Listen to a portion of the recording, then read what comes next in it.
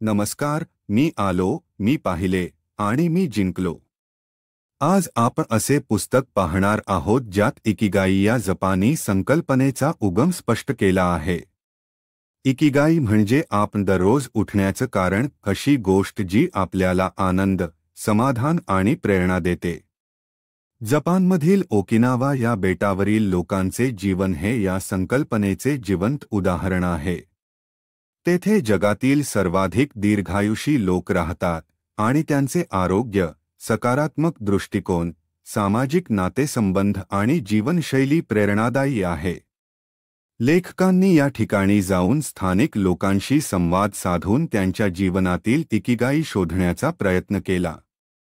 ही प्रस्तावना केवळ एक परिचय नसून ती वाचकाला आत्मचिंतन करायला लावते. माझं इकिगाई काय आहे? या भागातून लेखक आपल्याला विचारात टाकतात की आपण केवळ जिवंत आहोत का, की खरंच जगतो आहोत? ही प्रस्तावना पुढच्या अध्यायांसाठी एक दिशादर्शक प्रकाश आहे. आत्मन्वेषणाच्या वाटेवर एक प्रेरणादायी पहिलं पाऊल. अध्याय 1. Ikigai, the art of staying young while growing old. वृद्ध होत असताना तरुण राहण्याचं कलाकौशल. Ikigai, the Japanese secret to a long and happy life या पुस्तकाचा पहिला अध्याय हे पुस्तकाच्या मूळ विचारांचं उद्घाटन करतो. या अध्यायात लेखक हेक्टर गार्सिया आणि फ्रान्सिस्क मिरालेस आपल्याला इकिगाई या संकल्पनेची खोल समज देतात आणि त्याचा जीवनाशी असलेला संबंध स्पष्ट करतात. जपानी लोकांच्या मते प्रत्येक व्यक्तीच्या आयुष्यात एक इकिगाई असतो, ज्यामुळे तो दररोज आनंदाने उठतो, आयुष्याला उद्देश मिळतो आणि तो कार्यरत राहतो. हा अध्याय जपानच्या ओकिनावा बेटावरील ओगिमी या गावावर आधारित आहे, जिथे लोकांची आयुर्मर्यादा जगात सर्वात जास्त आहे. लेखकांनी तेथे प्रत्यक्ष भेट दिली आणि त्या ठिकाणी राहणाऱ्या लोकांशी संवाद साधला. दीर्घायुष्याचं रहस्य. या गावातील लोक 90 ते 100 वर्षांपर्यंत जगतात आणि त्यातही ते सक्रिय असतात, शारीरिक व मानसिकदृष्ट्या सक्षम राहतात. त्यांच्या दीर्घायुष्याचं रहस्य फक्त आहार किंवा व्यायाम नव्हे, तर मनाचा शांतपणा, समाजाशी नातं आणि स्वतःच्या आयुष्याला उद्देश असणं हे आहे. ते निवृत्त होत नाहीत, कारण त्यांचं काम हीच त्यांची ओळख असते. ते जे काम करतात त्यात त्यांना आनंद मिळतो, हाच त्यांचा इकिगाई. कामात समाधान हेच आरोग्याचं गमक. लेखक म्हणतात की जपानी संस्कृतीत निवृत्ती हा शब्द फारसा महत्त्वाचा नाही. ते वयपरत्वे काम थांबवत नाहीत. त्याऐवजी वय वाढलं तरी ते समाजात योगदान देत राहतात, हेच त्यांच्या मानसिक आणि शारीरिक आरोग्याचं रहस्य आहे. एक वृद्ध कुंभार, एक शिंप्या, एक बागकाम करणारा वृद्ध, सगळे आपापल्या कामात आनंदी आहेत. ते म्हणतात, काम थांबलं की मन थांबतं. मन थांबलं की शरीर थकायला लागतं. सामाजिक नाते दीर्घायुष्यासाठी महत्त्वाचं. या अध्यायात मोएया जपानी संकल्पनेचा उल्लेख आहे. ही सामाजिक मैत्रीची एक छोटी गटसंस्था असते.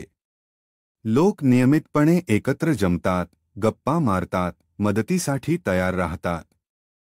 हे सामाजिक जाळं त्यांना एकमेकांशी जोडून ठेवतं, त्यामुळे एकटेपणा, नैराश्य आणि चिंता दूर राहतात. तणावमुक्त जीवनशैली.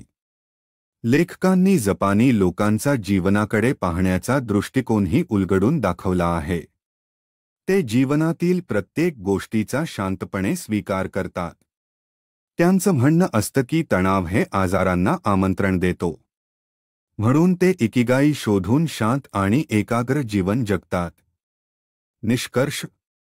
हा अध्याय वाचकाला विचार करायला लावतो की आपण आपलं काम का करतो, आपल्याला दररोज उठण्याची प्रेरणा काय आहे, आणि आपण समाजात काय योगदान देतो.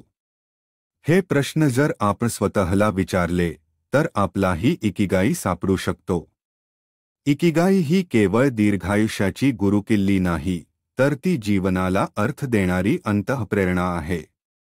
हा अध्याय आपल्याला शिकवतो की वृद्ध होणं अपरिहार्य आहे, पण त्यातही उत्साही, सक्रिय आणि अर्थपूर्ण आयुष्य जगणं ही आपल्या हातात असलेली कला आहे. अध्याय 2. Anti ageing secrets, little things that add up to a long and happy life. वृद्धत्व रोखणारी रहस्ये, दीर्घायुष्य आणि आनंदासाठी लहान पण प्रभावी सवयी. इकिगाई या पुस्तकाचा दुसरा अध्याय वाचकांना दीर्घायुष्याचे व्यवहार्य आणि सोपे उपाय सांगतो. हा अध्याय स्पष्ट करतो की दीर्घायुष्य आणि ताजेतवाने जीवन जगण्यासाठी जादूची गरज नाही, तर दैनंदिन लहान सवयी आणि शिस्तबद्ध जीवनशैली आवश्यक असते. लहान गोष्टींची मोठी ताकद. लेखकांनी ओकिनावामधील लोकांचे निरीक्षण करून त्यांच्या जीवनशैलीतील अशा अनेक सवयी ओळखल्या आहेत ज्या त्यांना निरोगी आणि आनंदी ठेवतात. या सवयी खूप सामान्य वाटतात, पण त्या नियमितपणे केल्या जात असल्याने त्यांचा परिणाम फार मोठा होतो. उदा. सकाळी उठल्यावर हलकी हालचाल करणे, मित्रमंडळीत वेळ घालवणे, हसणे आणि नेहमी सक्रिय राहणे. शरीराला चालू ठेवणे. या अध्यायात सांगितलं आहे की शरीर जितकं हलवू तितकं ते सक्रिय राहतं. जपानी वृद्ध दररोज हलकी शारीरिक कामं करतात, जसं की बागकाम, झाड लावणं, घरात काम करणं. ते जिममध्ये जात नाहीत, पण त्यांचा दैनंदिन जीवनात चालणं, वाकणं, हाताने काम करणं याचा समावेश असतो. त्यांनी सतत गतिमान राहा, स्टे ॲक्टिव्ह, डोंट रिटायर हे तत्त्व अंगीकारलेलं असतं. हे त्यांना शारीरिक आणि मानसिकदृष्ट्या सजग ठेवतं. हारा हाची-बुक, अन्नावर नियंत्रण. जपानी लोकांचं एक महत्त्वाचं आहारतत्व म्हणजे हारा हाची-बुक, म्हणजे पोट 80% भरल्यावरच खाणं थांबवा. यामुळे अति खाणं टाळलं जातं आणि शरीरावर ताण येत नाही. याशिवाय ते शिजवलेले, ताजे आणि कमी प्रक्रिया केलेले अन्न खातात, विशेषतः भाज्या, सोया पदार्थ, मासे आणि हिरवा चहा. शुगर आणि फास्ट फूड टाळणे, आहारात फायबर्स असणे आणि वेळेवर खाणंही त्यांची नियमित सवय असते. ही सवय त्यांना लठ्ठपणा, मधुमेह आणि हृदयविकारांपासून दूर ठेवते. मानसिक आरोग्य आणि सकारात्मकता. दुसऱ्या अध्यायात लेखक सांगतात की दीर्घायुष्य हे केवळ शरीराच्या आरोग्यावर अवलंबून नाही, तर मनाच्या शांतीवरही तेवढंच अवलंबून आहे. ओकिनावातील लोक तणाव दूर ठेवण्यासाठी ध्यान, हस्तकला, गायन किंवा मित्रांबरोबर संवाद साधतात. ते म्हणतात की चिंतेनं माणूस मानसिकदृष्ट्या थकतो, ज्याचा शरीरावरही वाईट परिणाम होतो. म्हणून आनंदी राहणं, मन हलकं ठेवणं आणि जे आहे त्यात समाधानी राहणं ही त्यांची जीवनशैली आहे. समाजाशी नातं. दुसऱ्या अध्यायात हेही अधोरेखित केलं आहे की समाजाशी संपर्कात राहणं हेही दीर्घायुष्याचं एक रहस्य आहे. वृद्ध लोकही सामाजिक कार्यक्रमात भाग घेतात, गप्पागोष्टी करतात आणि एकमेकांना आधार देतात. निष्कर्ष. हा अध्याय आपल्याला शिकवतो की दीर्घायुष्याचा कोणताही चमत्कारी उपाय नाही, पण सातत्य, शिस्त आणि सकारात्मक दृष्टिकोन हेच खरे उपाय आहेत. शरीर, मन आणि समाज या तिन्ही अंगांनी सजग राहणं म्हणजेच वृद्धत्वविरोधी जीवनशैली. एकूणच दुसरा अध्याय वाचकाला याच संदेशाने प्रेरित करतो, मोठं काही करू नका, पण रोज थोडं चांगलं करा आणि तेच तुम्हाला दीर्घायुष्य व आनंद देईल. अध्याय 3. From logotherapy to Ikigai, how to live longer and better by finding your purpose. Logotherapy ते इकिगाई, जीवनाचा उद्देश सापडल्याने दीर्घ आणि चांगलं जीवन जगण्याची कला. इकिगाई या पुस्तकाचा तिसरा अध्याय अतिशय विचारप्रवर्तक आणि मनोविज्ञानाच्या पातळीवर समृद्ध करणारा आहे. या भागात लेखक व्हिक्टर फ्रंकल यांच्या लोगोथेरपी या तत्त्वज्ञानावर आधारित विचार सादर करतात आणि त्याला इकिगाई या जपानी संकल्पनेशी जोडतात. लोगोथेरपी म्हणजे काय? व्हिक्टर फ्रंकल हे ऑस्ट्रियन न्यूरोलॉजिस्ट आणि सायकोथेरपिस्ट होते. त्यांनी लोगोथेरपी नावाची एक उपचार पद्धती विकसित केली, जी माणसाच्या जीवनातील अर्थ, पर्पस शोधण्यावर आधारलेली आहे. त्यांच्या मते जेव्हा एखाद्या व्यक्तीला त्याच्या आयुष्याचा उद्देश सापडतो तेव्हा तो कोणतीही वेदना, संघर्ष किंवा अडचण सहन करू शकतो. हेच तत्वज्ञान इकिगाईमध्येही दिसून येते. तुमचा उद्देश काय आहे हा प्रश्न जीवनाला दिशा देतो. जपानी लोकांचं दीर्घायुष्य केवळ आहार किंवा व्यायामावर नाही, तर त्यांनी शोधलेल्या उद्देशपूर्ण जीवनशैलीवर आधारित आहे. वेदनेला अर्थ द्या. या अध्यायात असं सांगितलं आहे की प्रत्येक माणूस वेगवेगळ्या अडचणींना सामोरा जातो. आर्थिक तणाव, कौटुंबिक संघर्ष, आरोग्याचे प्रश्न परंतु जर त्या वेदनेला काही अर्थ असेल म्हणजे त्यामागे काही शिकण्यासारखं, बदल घडवण्यासारखं काही असेल तर ती वेदना सुसह्य होते. हे तत्व लोगोथेरपीमध्ये suffering ceases to be suffering the moment it finds a meaning या विचारातून उलगडले जाते. आत्मपरीक्षण आणि हेतूचा शोध. लेखक सुचवतात की वाचकांनी स्वतःला काही महत्त्वाचे प्रश्न विचारावेत. मला खरंच काय करायला आवडतं? मी कोणत्या गोष्टींसाठी उठतो? माझं कार्य काय आहे? जे मी करतो त्याचा इतरांवर काय परिणाम होतो? या प्रश्नांची उत्तरं शोधताना माणूस आपल्या इकिगाईच्या जवळ जातो. आणि एकदा का तो उद्देश सापडला की मग त्याचे जीवन अधिक सकारात्मक, संयमी आणि सक्रिय होतं. पश्चिम वर्सेस पूर्व तत्वज्ञान. या अध्यायात एक सुरेख तुलना करण्यात आली आहे. पश्चिमेकडील मनोविश्लेषण, सायकोअॅनालिसिस ही पद्धत माणसाच्या भूतकाळात खोलात शिरते, तर लोगोथेरपी वर्तमान काळात उद्देश शोधते. हेच जपानी इकिगाईचं सौंदर्य आहे. ते आपल्याला आज जगण्यास शिकवते आणि उद्याची दिशा दाखवते. उदाहरणे आणि प्रेरणा. लेखकांनी काही रुग्णांच्या उदाहरणांद्वारे स्पष्ट केलं आहे की ज्यांना जीवनात काहीतरी महत्त्वाचं करण्याचं भान होतं, त्यांनी संकटांवर मात केली. एखाद्या लेखकाला त्याचं अपूर्ण पुस्तक पूर्ण करायचं होतं, एखाद्या वडिलांना त्यांच्या मुलीचं पालन करायचं होतं. हेच उद्दिष्ट त्यांना जिवंत ठेवणारी शक्ती ठरली. निष्कर्ष. तिसऱ्या अध्यायाचा सारांश असा की जीवनात खरा आनंद आणि दीर्घायुष्य हे केवळ शरीराच्या आरोग्यात नाही, तर आत्मिक अर्थाच्या शोधात आहे. इकिगाई म्हणजे तोच शोध. जेव्हा माणूस स्वतःचा हेतू ओळखतो तेव्हा आयुष्य बदलतं.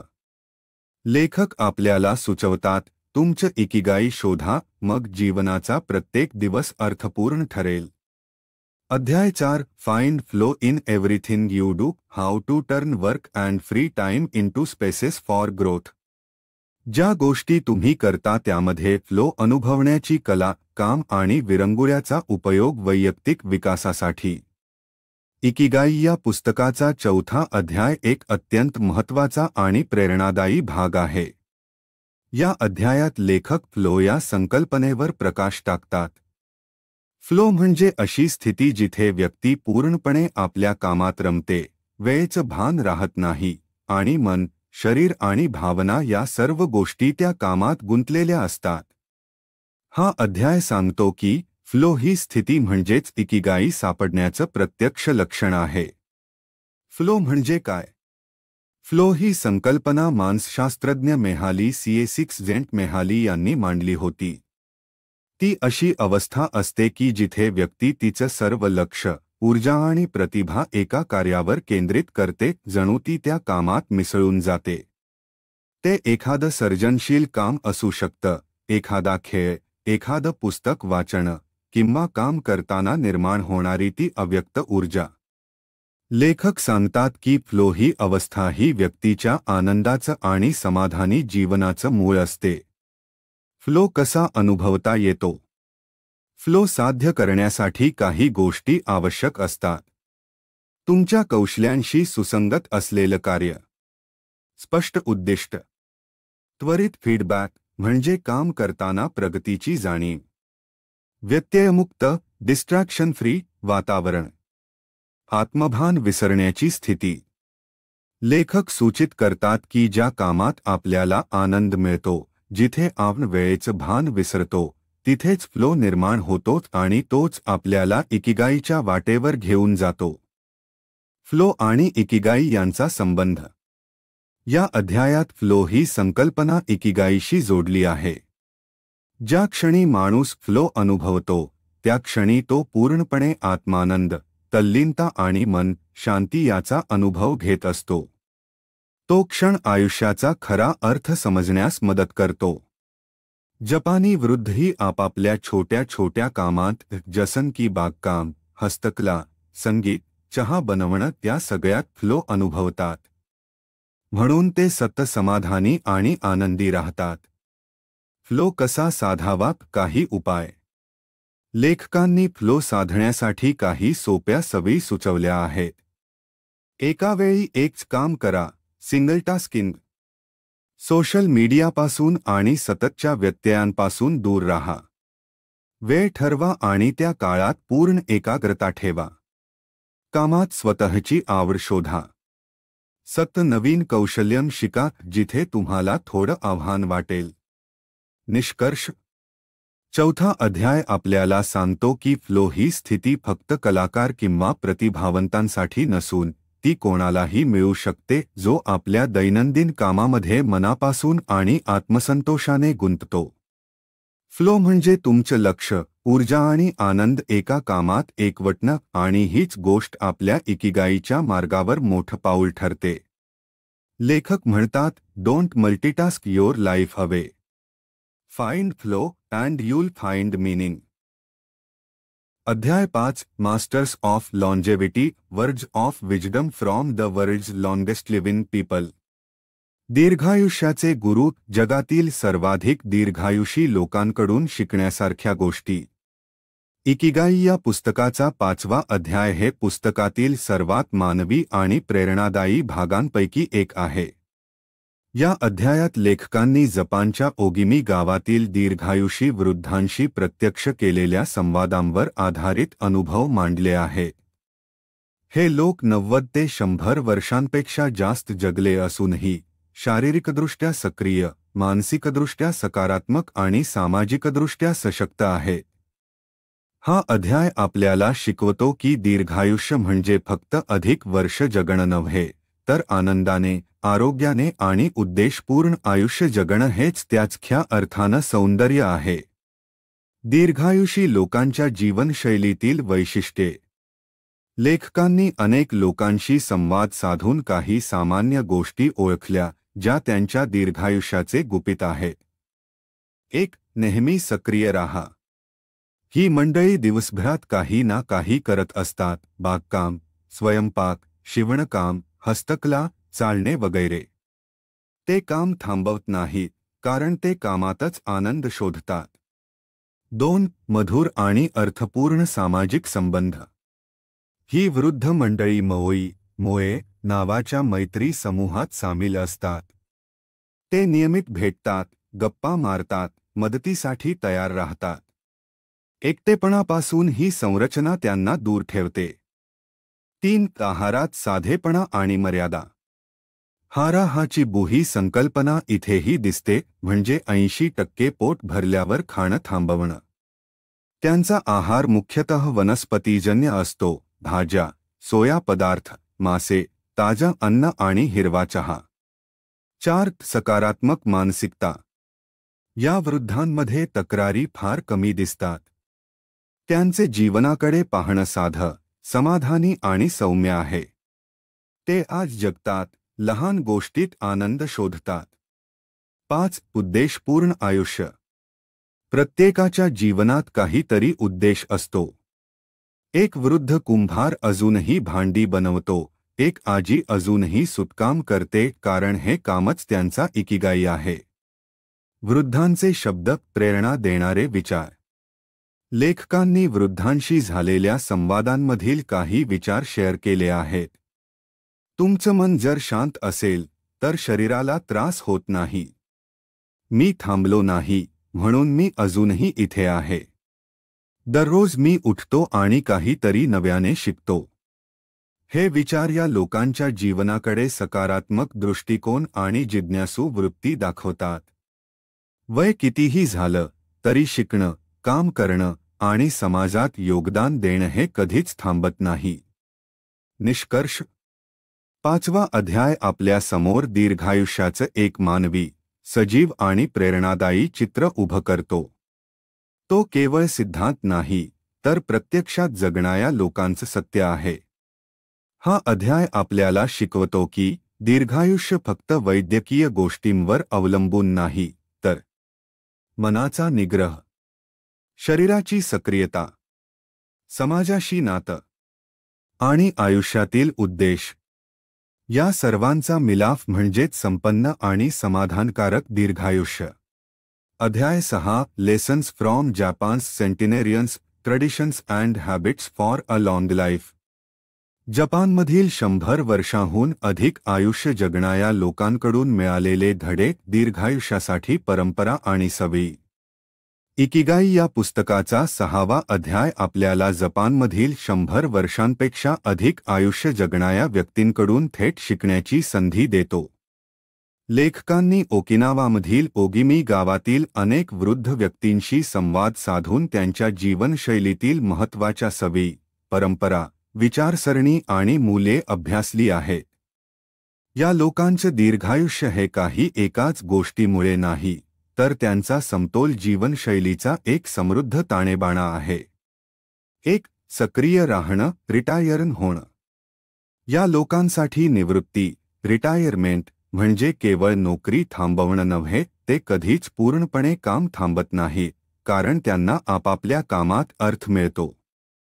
ते वयोमानानुसार हलकी कामं करतात, पण काही करत राहतात. बागकाम, विणकाम, बांबूची हस्तकला, स्वयंपाक किंवा दुसऱ्यांना मदत. यामधून मिळणारं मानसिक समाधान हेच त्यांच्या दीर्घायुष्याचं गुपित आहे. 2. सोशल नेटवर्क, मोएचं महत्त्व. ओगिमीमधील लोक एकमेकांशी सतत संपर्कात असतात. ते एकमेकांच्या घरी जातात, सामूहिक जेवण करतात, एकमेकांना मदत करतात. मोई ही संकल्पना म्हणजे लहान गट जिथे सदस्य एकमेकांच्या भावनिक, सामाजिक आणि आर्थिक गरजांकडे लक्ष देतात. या सामूहिकतेमुळे वृद्धत्वामध्येही एकटेपणा, नैराश्य आणि असुरक्षितता टाळली जाते. 3. संतुलित आणि सात्विक आहार. 100 वर्षांपेक्षा जास्त आयुष्य जगणाऱ्या लोकांचा आहार हा कमी प्रमाणात पण पौष्टिक, ताज्या भाज्या, सोया पदार्थ, मसूर, समुद्री अन्न, कमी मीठ व साखर, हिरव्या चहाचा समावेश आणि हाची बुक म्हणजेच 80% पोट भरल्यावर थांबणं. या सवयी शरीराला आरोग्यदायी ठेवतात, वजन नियंत्रित ठेवतात आणि पचनसंस्था तंदुरुस्त राहते. 4. मनाची शांतता व तणावमुक्त जीवन. या लोकांचे जीवन खूपच साधं आणि शांत आहे. ते नैसर्गिक जीवनशैली जगतात, फक्त भौतिक सुखांवर लक्ष केंद्रित करत नाहीत. ध्यान, प्रार्थना, गप्पा, हस्तकला, संगीत, हास्य या गोष्टींचा त्यांचं आयुष्यात नियमित समावेश असतो. लेखक सांगतात की तणाव हेच अनेक आजारांचं मूळ असतं आणि या लोकांनी आपली मानसिक शांतता टिकवून ठेवलेली असते. 5. दैनंदिन लहान पण शिस्तबद्ध सवयी. या वृद्धांमध्ये काही साध्या पण शिस्तबद्ध सवयी आढळतात. लवकर उठणं आणि नैसर्गिक प्रकाशात वेळ घालवणं, नियमितपणे शरीर हलवणं, गोड बोलणं आणि इतरांचा सन्मान करणं, कृतज्ञता व्यक्त करणं, नवीन गोष्टी शिकण्याची इच्छा. या सवयी त्यांच्या दैनंदिन जीवनाला सकारात्मक ऊर्जा आणि उद्देश देतात. निष्कर्ष. 6वा अध्याय आपल्याला शिकवतो की दीर्घायुष्य हे कोणत्याही एका गोष्टीवर अवलंबून नसतं. ते एक जीवनदृष्टी आहे जिथे शरीर, मन आणि समाज यांचा समतोल राखला जातो. ओगिमीमधील वृद्धांचे जीवन म्हणजे इकिगाईचे जिवंत उदाहरण. त्यांनी हे दाखवून दिलं आहे की आनंदी, तंदुरुस्त आणि सक्रिय राहण्यासाठी फार काही गरज नसते, फक्त साधेपणा, कृतज्ञता आणि शिस्तबद्धता हवी असते. अध्याय 7 the Ikigai diet, what the world's longest living people eat and drink. Ikigai आहार, जगातील सर्वाधिक दीर्घायुष्य जगणारे लोक काय खातात आणि पितात. इकिगाई या पुस्तकाचा 7वा अध्याय हे आहार आणि दीर्घायुष्य यांच्यातील नात्यावर केंद्रित आहे. लेखकांनी ओकिनावामधील दीर्घायुषी लोकांच्या आहारातील विशेषता, त्यांच्या खाण्याच्या सवयी आणि अन्नाकडे असलेल्या दृष्टिकोनाचा सखोल अभ्यास केला आहे. हा अध्याय केवळ काय खावं यावर बोलत नाही, तर कसं खावं, कधी खावं आणि किती खावं याचाही विचार करतो. जपानी परंपरेतील आहारशास्त्र म्हणजेच इकिगाई डाएट म्हणजे संपूर्ण जीवनशैलीचा एक महत्त्वाचा भाग, जो शरीर आणि मन दोन्हीचं आरोग्य जपतो. 1. हारा हाचिबू 83% पोटभर खाण्याचा नियम. हा अत्यंत प्रसिद्ध आणि प्रभावी आहारतत्व आहे. हारा हाचिबू म्हणजे पोट पूर्ण भरायच्या आधी थांबणं. या सवयीमुळे शरीरावर ताण येत नाही. पचनक्रिया सुरळीत राहते. वजन नियंत्रणात राहतं आणि दीर्घायुष्यास मदत होते. या सवयीमागे मुख्य तत्व आहे मितव्ययिता आणि समजूतदारपणा. 2. वनस्पती प्रधान आणि ताजं अन्न. जपानी दीर्घायुषी लोक मुख्यतः वनस्पतीजन्य आणि ताज्या घटकांवर आधारित आहार घेतात, ज्यात यांचा समावेश असतो. हिरव्या भाज्या, विशेषतः गोया, जो कडवट असतो पण आरोग्यदायी आहे. टोफू, सोयापासून बनवलेलं प्रोटीनयुक्त अन्न. समुद्री शैवाल, गोड बटाटे, गाजरं, कांदे, आले, लसूण. फळं, विशेषतः पपई आणि केळी. माशांचा मर्यादित वापर. ताजं शिजवलेलं अन्न, प्रोसेस्ड किंवा डबाबंद नाही. 3. साखर आणि मीठ यांचे मर्यादित प्रमाण. या भागातल्या लोकांचा साखर आणि मिठाचा वापर फार कमी असतो. ते गोड चव आणि चवदारपणासाठी फळांचा, नैसर्गिक गोडवाचा वापर करतात. मिठाचं प्रमाण नियंत्रित असणं हे रक्तदाब, हृदयविकार आणि मधुमेहासारख्या रोगांपासून दूर ठेवतं. 4. दैनंदिन हिरव्या चहाचा समावेश. हिरव्या चहामध्ये अँटीऑक्सिडंट्स भरपूर प्रमाणात असतात, जे पेशींचं वृद्धत्व कमी करतात. ओकिनावामध्ये लोक दिवसातून अनेकदा हलका, सेंद्रिय हिरवा चहा घेतात. तो त्यांच्या आहाराचा आणि जीवनशैलीचा अविभाज्य भाग आहे. 5. थोडं थोडं, पण वारंवार खाणं. ते दिवसातून 3 वेळा जेवतात, पण अन्नाचं प्रमाण कमी असतं. हलका न्याहारी, साधं पण पौष्टिक दुपारचं जेवण आणि अगदी हलकं रात्रीचं जेवण अशी रचना त्यांचा पचनसंस्थेला विश्रांती देते आणि शरीराला ऊर्जा मिळते. 6. ध्यानपूर्वक खाणं, माइंडफुल ईटिंग. हे वृद्ध अन्न खाणं म्हणजे केवळ पोट भरणं नाही, तर एक आभार व्यक्त करण्याचा क्षण मानतात. जेवताना ते शांत बसतात, टीव्ही किंवा फोन नसतो. अन्नाचा रंग, वास, पोत, चव सगळं मनापासून अनुभवतात. निष्कर्ष. 7वा अध्याय सांगतो की दीर्घायुष्य आणि आनंदी जीवनासाठी केवळ कोणते अन्न खाणं महत्त्वाचं नाही, तर ते किती प्रमाणात, कधी आणि कशा मनःस्थितीत खाल्लं जातं हेही तितकंच महत्त्वाचं आहे. इकिगाई डाएट म्हणजे सेंद्रिय, संतुलित, समजूतदार आणि सजग आहार, जो शरीराला पोषण देतो, मनाला शांती देतो आणि जीवनशैलीला आरोग्यदायी बनवतो. अध्याय 8. Gentle movements, longer life exercises from the East that promote health and longevity. मृदू हालचाली, दीर्घायुष्य, आरोग्य आणि दीर्घायुष्यासाठी पूर्वेकडून आलेले व्यायाम मार्ग. इकिगाई पुस्तकाचा 8वा अध्याय आपल्या लक्षात आणून देतो की स्वास्थ्य आणि दीर्घायुष्य मिळवण्यासाठी प्रचंड मेहनतीचा किंवा घाम गाळणाऱ्या व्यायामाचा आग्रह नसतो. त्याऐवजी नियमितपणे केलेल्या मृदू, संयमित आणि सततच्या हालचाली शरीर व मनासाठी अधिक फायदेशीर असतात. ओकिनावामधील दीर्घायुषी लोक जिममध्ये जात नाहीत, पण ते दिवसभर हालचाली करत राहतात. हेच त्यांच्या दीर्घायुष्याचं मोठं रहस्य आहे. 1. हलक्या हालचालींचं महत्त्व. लेखक सांगतात की ओकिनावामधील लोक फारच मृदू आणि नैसर्गिक हालचालींचा अवलंब करतात. उदाहरणार्थ, बागकाम, चालणं, स्वयंपाक करताना शरीराची हालचाल, घरकाम, मैत्रीच्या गप्पांदरम्यान चालणं हे सगळं अविरत हालचाल करण्याचं जीवनशैलीतलं अंग बनलं आहे.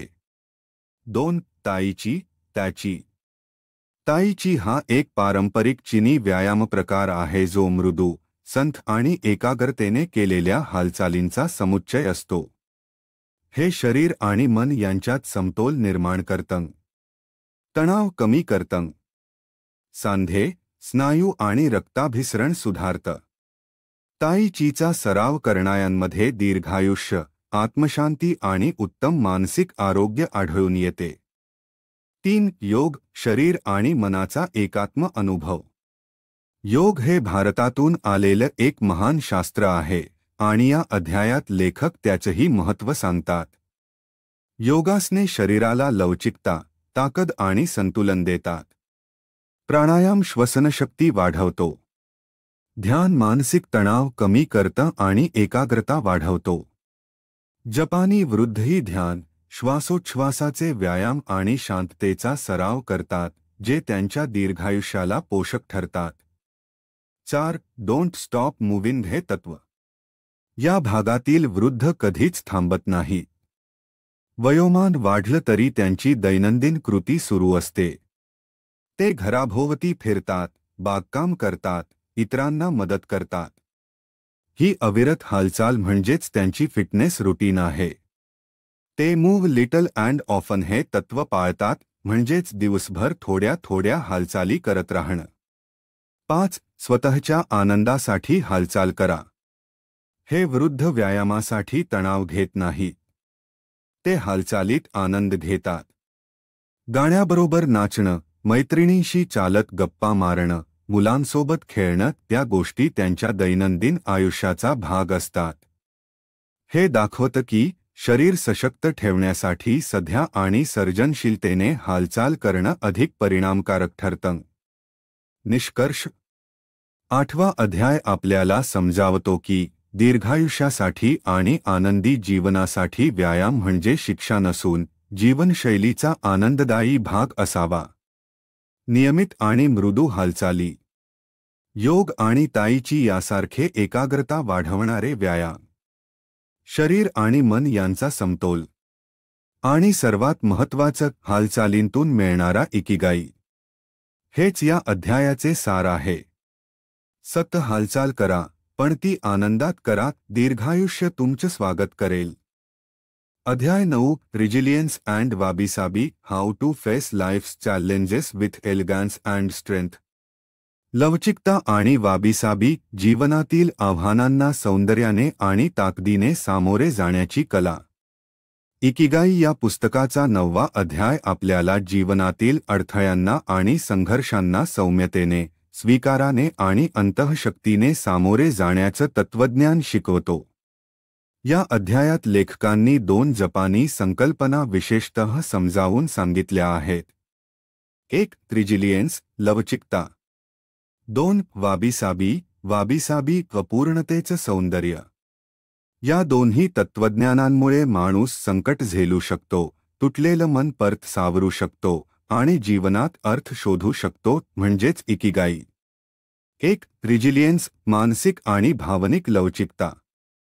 रेझिलियन्स म्हणजेच अडचणींनंतर परत उभं राहण्याची क्षमता.